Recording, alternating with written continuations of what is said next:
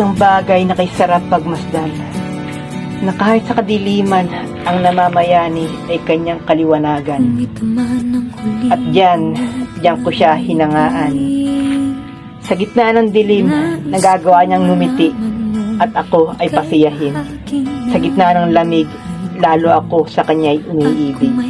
Oo, hindi lamang buwan ang aking pinatutungkulan. Ikaw ang siyang aking inilalarawan, sapagkat ikaw ang siyang aking buwan, nagbibigay liwanag sa madilim kong puso't isipan.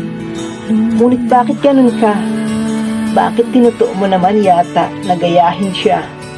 Pwede naman sana, ngunit sana nagtira ka para sa inyong pagkakaiba.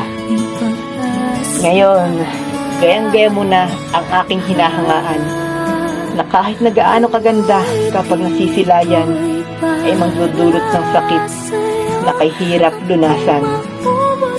Sapagkat maganda ka lang, ngunit hindi ko maaabot kailanman. Isa kang buwan na nagbibigay liwanag sa madilim kong kapaligiran.